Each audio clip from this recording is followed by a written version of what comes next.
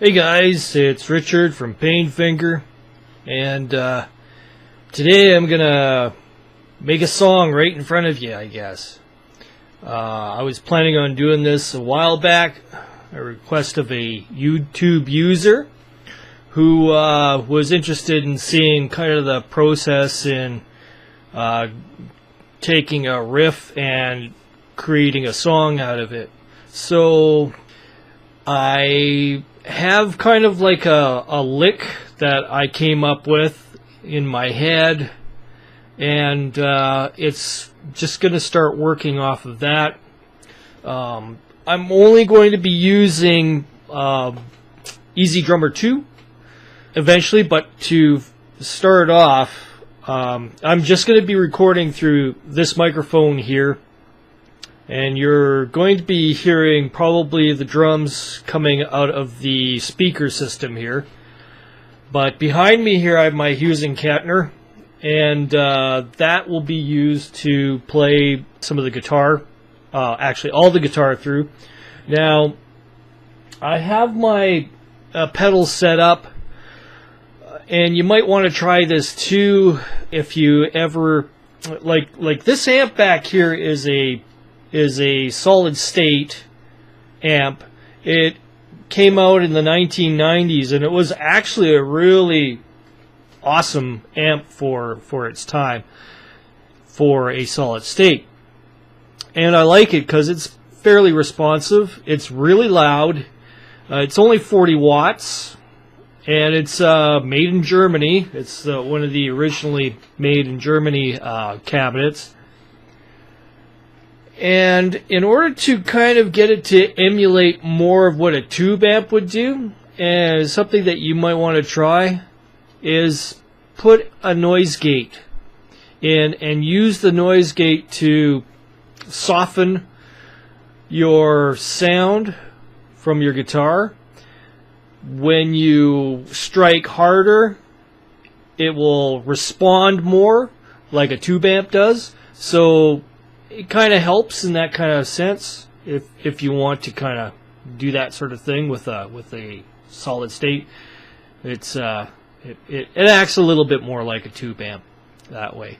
So something you might want to try and experiment with. I certainly like using it, so it works fine. First off, let's go ahead and get my guitar. We have the G&L. It's a Legacy tribute guitar, meaning it's got all U.S. parts as far as the pickups and everything go, and the hardware and everything. It's just made overseas instead, and this rest of this stuff is put on later, which is actually using the U.S. made parts, not made over there apparently. So. And good old levy strap, nice padded one, because this guitar is swamp ash and it is freaking heavy. This is one of my heaviest guitars. Not a very light guitar at all. So using the snark here, tune her up.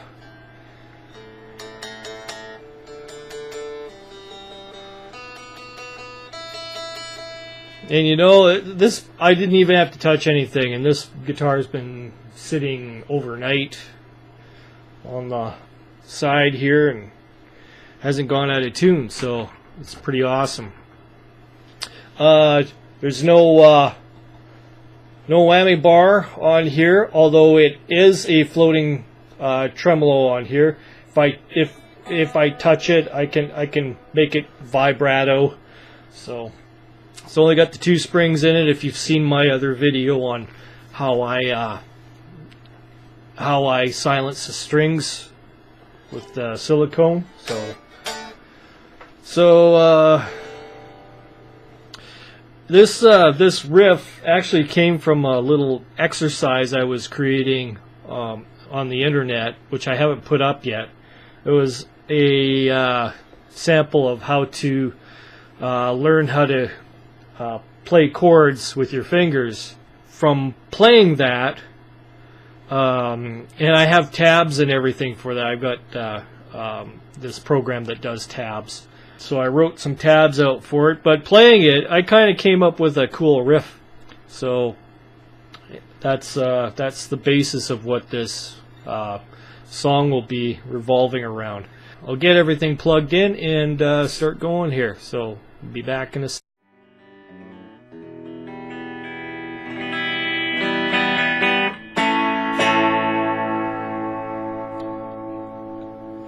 So I'm on the humbucker, which I like to play on for most everything that I'm doing rhythm. And this is clean.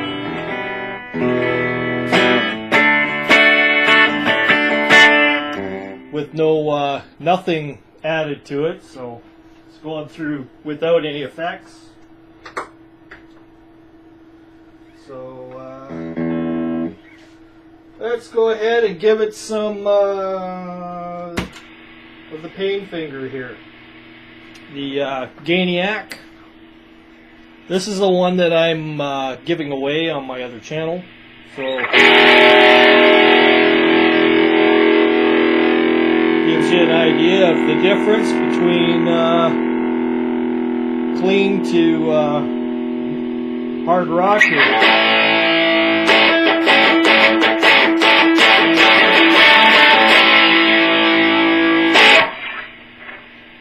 So there you go. That's a good comparison from going clean to Gainiac there. Silicon Gainiac. And this is the one that I'm giving away. Like I say, it's a nice.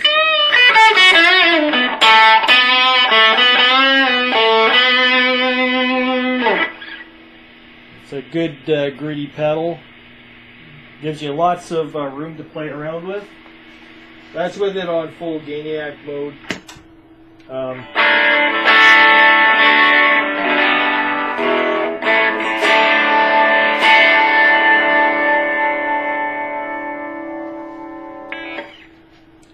It's a pretty good heavy-duty pedal. So the riff starts off like this, kind of.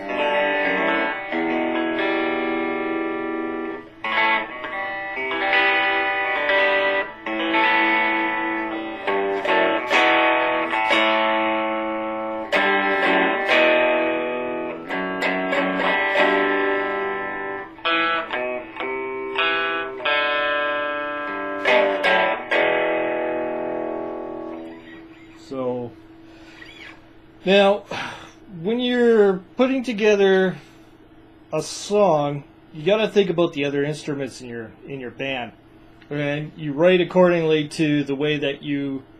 If you have a band, write according to the way that the instruments are. If you have a lead guitar, rhythm guitar, keyboards, drums, bass, keep room for everything else in the band. So don't try to do everything on the guitar.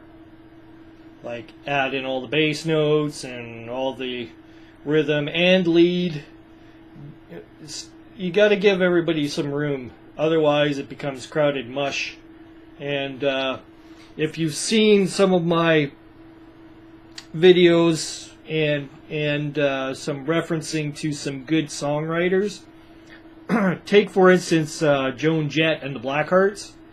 Look at their videos, watch them play live, and you'll get a really good sense on how little they, the guitar players, how little they actually play over each other. So, and it's everybody's giving each other a lot of room, and it sounds great. It's less of a nightmare for your mixing guy, and it's leaving a lot of space for the vocals.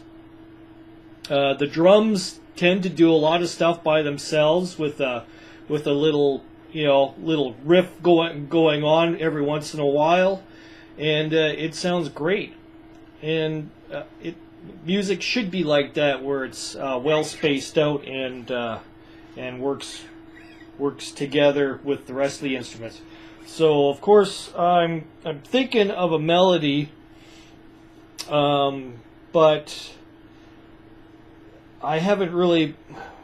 I'm just gonna goof around here and try to work on something. So I'm thinking of doing something soft and doing an upstroke. Of course, I don't play with a pick, but I'm going to upstroke and mute the strings with my hand. So.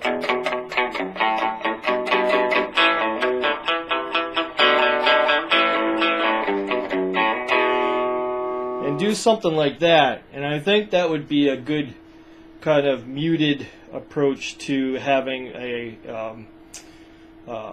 melody going over top of it, and allowing enough room for the bass and that. So.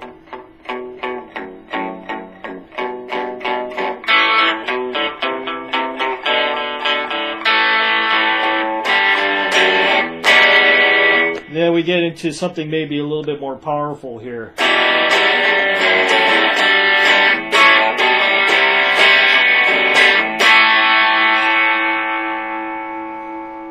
I think that'll work. And I'm downstroking on that to emphasize the learning of strings and that, where the upstroke mutes it a lot. So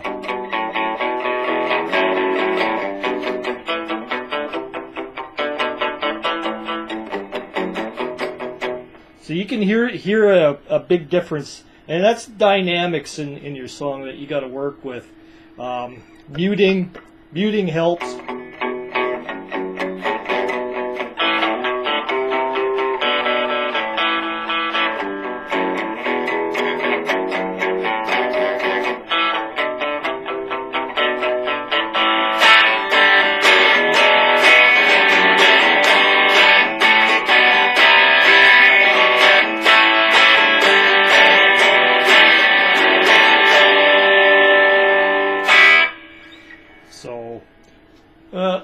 I'm doing basically the same thing, except now I'm downstroking and ringing off a lot more of the open strings as well.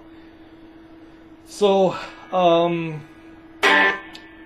gives me a good bass right now for the verse, basically. But now I got to go ahead and figure out something maybe a little bit different for the chorus or whatever, maybe a bridge, or I don't know, something different than what I'm doing on this verse. So I'm going to play through again and see whether or not I can come up with something that'll complement it. So.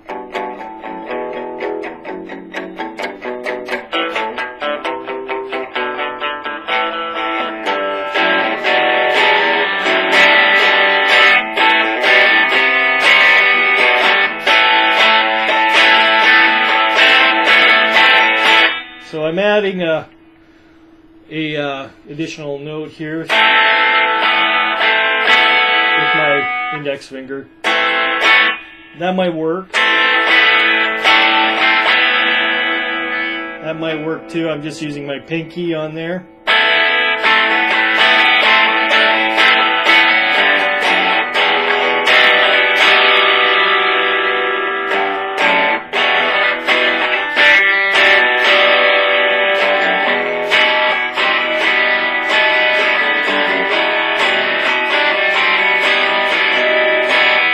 That might work.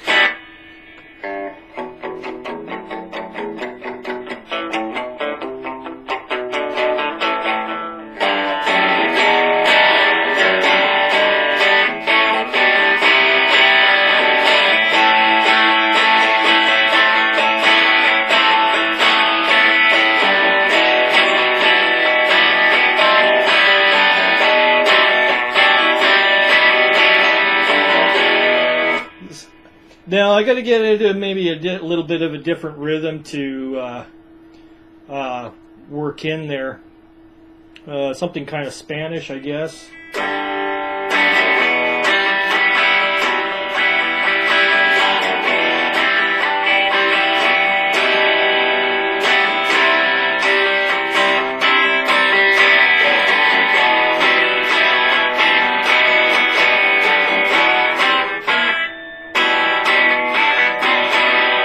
of course, don't get dissuaded by mistakes and stuff, because it's going to happen until you get it perfect.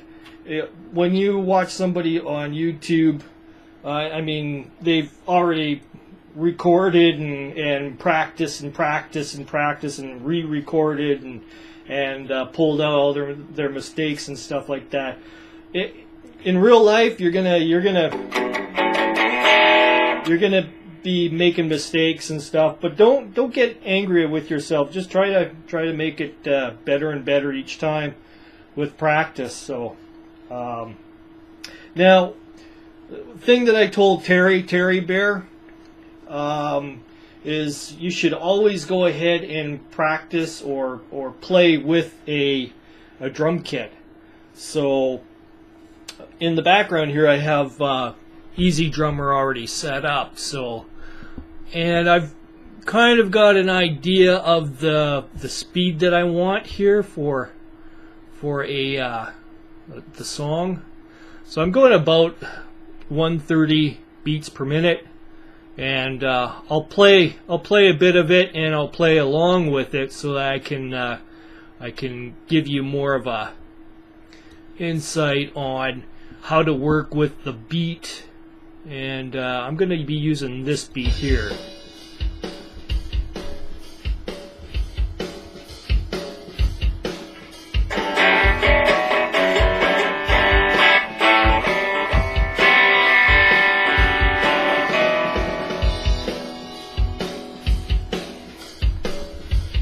Now, hopefully you can hear that, and it's not too overbearing. So, I'm really all I'm doing is going through this open mic here.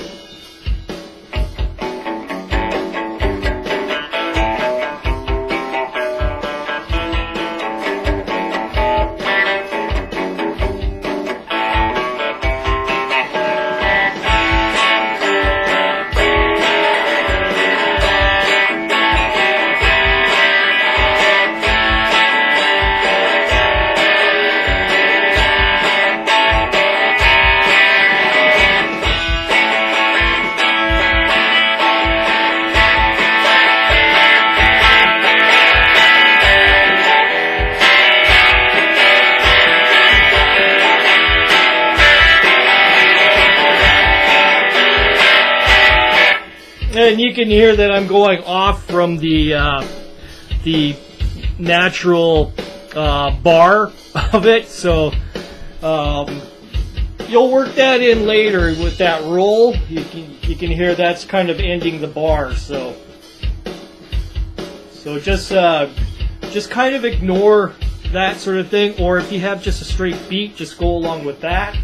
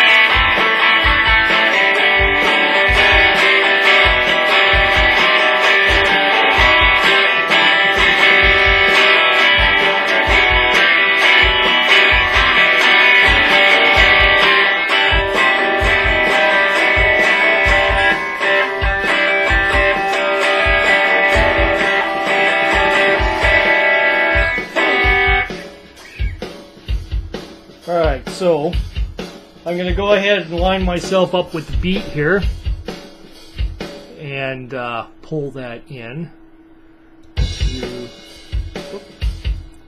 Pull that in as a verse here, and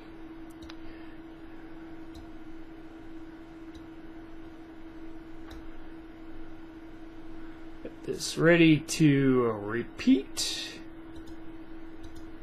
There we go.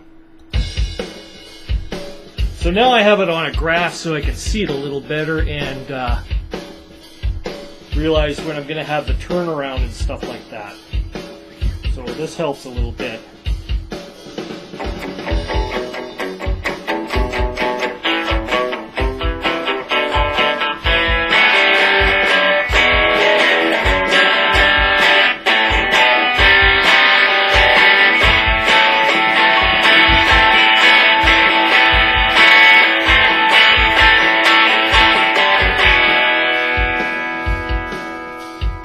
So I have to figure out how I'm going to lead into that second part.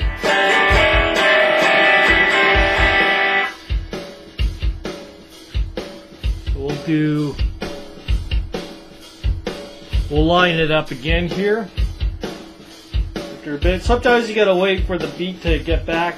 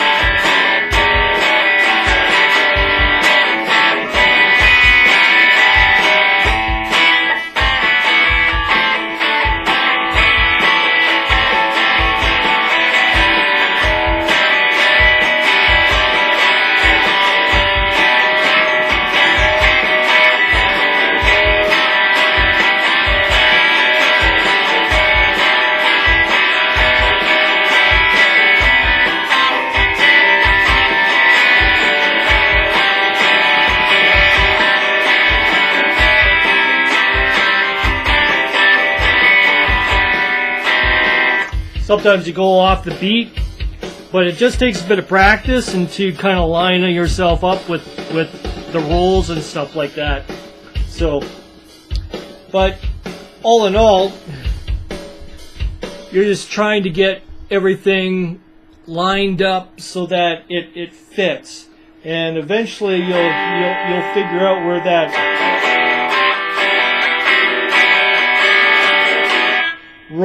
that comes in on your song. And then when you get to the second part of this chorus part,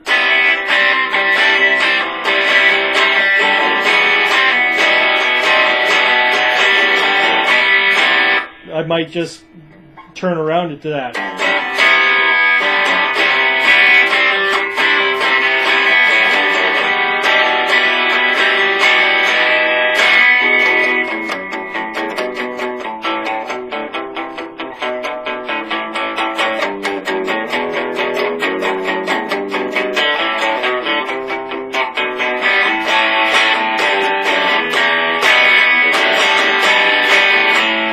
You can hear how I changed that around. Instead of I'm shortening some notes and lengthening some notes on the second go around on that. So it gives it, although it's the same progression, you're just changing it up a little bit. So in a sense, it's kind of it makes it sound different, but it isn't really different. It's just, I'm going to be allowing enough room in here for the vocals on the first go around. So when I'm doing this, when I'm doing this,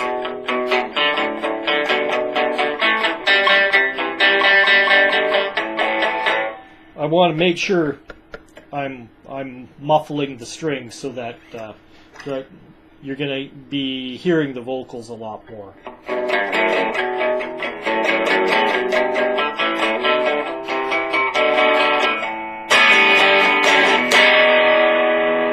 I'll probably be screaming through this part.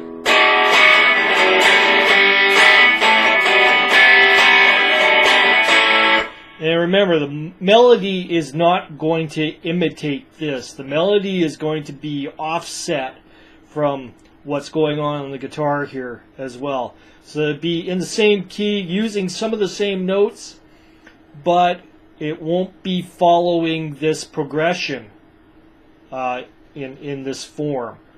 And that's also key. You got to have your melody going over top of it, kind of skipping, hitting some of the notes as you go along through the progression, and using it dynamically with the guitar. So.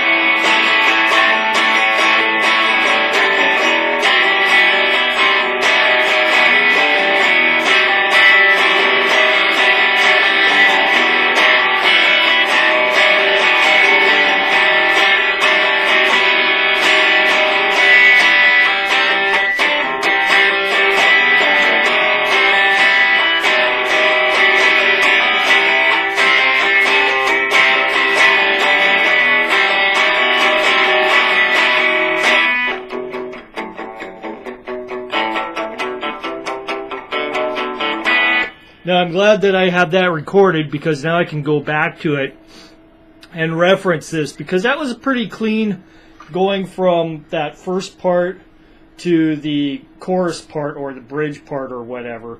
So I might have to go ahead and figure out something for another like go between. So I might.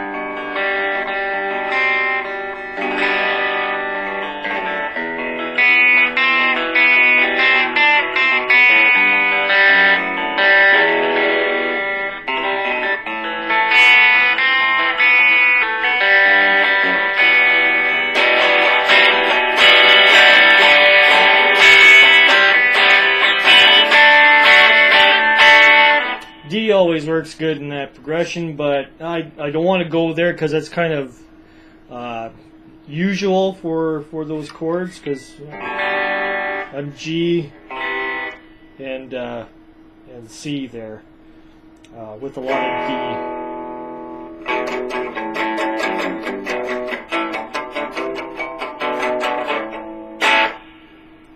So I guess what I'm trying to say is work with the dynamics, because you don't have to be like rah, rah, rah, all the way through the song and in kind of like one swoop using that. Because if I was doing that all the way through, it'd be it would be redundant after a while. So you want to use that.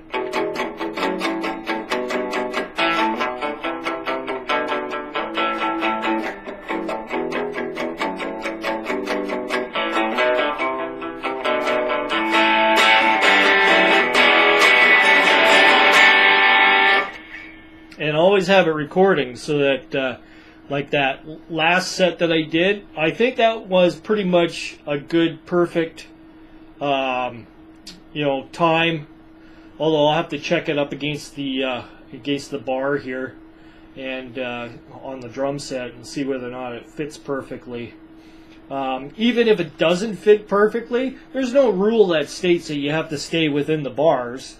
There's plenty of songs out there that go off. A lot of Yes tunes utilize that kind of odd bar timing and stuff like that. And I think that's cool. And as long as your drums are set up so that your rolls fit and all that, it works. And as long as you're going for that kind of effect in the song, it'll work. So, anyways, that's it for part one, because I might go ahead and start doing some more recording and seeing where I can go with this in putting in a bridge piece. I haven't thought about it yet, but I might go ahead and start recording down this track on Samplitude Studio. And if you want to see that, I will be posting that on my Painfinger channel, which I will leave a link right here for you guys to go to. And remember, this distortion box that I'm playing on is the Painfinger Gainiac, which is a modified version of Milos, his one of his pedals. So this one has a slightly different capacitor on the tone, and I don't know, he might have switched all his Gainiacs to that now. If he has, he has. If he hasn't, well, then this one has a little different tone on it, but works really good. I have mine currently on just the boost. Don't have it on the gain switch. So if I had it on the gain switch, you would hear this, which is definitely more you know. And of course, I can probably switch to that later on for the second part of the verse. But you know, play with a little bit of the gain is nice. Don't go all hog wild with gain, because in reality, a lot of guys don't play with that much gain, and it's easier to control your guitar with less gain.